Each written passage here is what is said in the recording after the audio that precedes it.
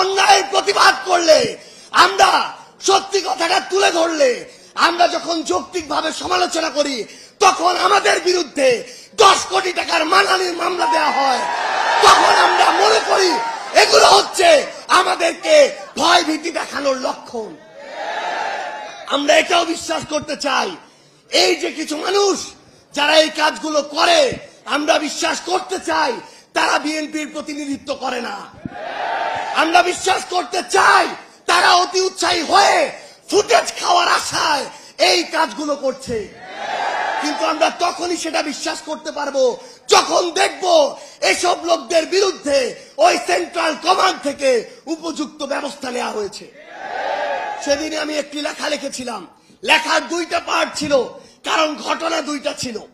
আমাদের একজন সাংবাদিক ভাইকে বিএনপির ওইখানকার স্থানীয় একজন কর্মী আহত করেছে, এটা ছিল প্রথম প্যারা, যেটা সত্য। দ্বিতীয় প্যারা ছিল স্থানীয় একজন, আমি লিখেছিলাম চাঁদাবাজ সন্ত্রাসী। আমি স্পষ্ট করে লিখেছিলাম চাঁদাবাজ সন্ত্রাসী আমার আরেকজন সাংবাদিক ভাই তুহিনকে গলা কেটে হত্যা করেছিল। যখন আমি কয়েক ঘন্টা পরে দেখলাম ওই লোকটি চাঁদাবাজ সন্ত্রাসী নয়, ছিনতাইকারী সন্ত্রাসী, তখন আমি সেটি ঠিক করে দিয়ে লিখেছিলাম ছিনতাইকারী সন্ত্রাসী।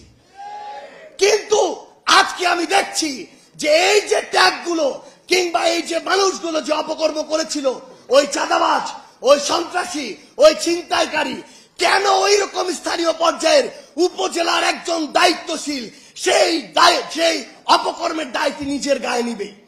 এটা তো আমরা শুধু বিএনপি নয়, কোন রাজনৈতিক দলকে উদ্দেশ্য করে বলিনি। আমরা মনে করি যে কোনো একটি অপকর্ম করে তার সবচেয়ে বড় পরিচয় সে অপকর্মকারী। এবং আমরা চাই দলমত নির্বিশেষে, সে যদি এনসিপির হয়, সে যদি যুব শক্তির হয়, তার বিরুদ্ধেও আমরা আমাদের কণ্ঠস্বর উঁচু করব। আমরা আমাদের মিডিয়ার যারা ভাইরা আছে, আমরা দেখেছি কয়েকদিন আগে কিভাবে মিডিয়া আবার ওই 5ই আগস্টের পূর্বের যে রূপ, সেই রূপ যে কোনো সময়ে উদ্দেশ্য প্রণোদিত ভাবে দেখাতে পারে। যেই লোক বাংলাদেশে তো নয়, বাংলাদেশ থেকে প্রায় 13,000 কিলোমিটার দূরে ওই ওয়াশিংটন ডিসিতে বসে থাকে, এই মিডিয়া সেই লোকের সাথে আমাদের মিটিং করিয়েছে। এই মিডিয়া আমাদের সাথে সেই লোকের একসাথে নাস্তা করিয়েছে। এই মিডিয়া আমাদের সাথে সেই লোকের একসাথে বৈঠক করিয়েছে।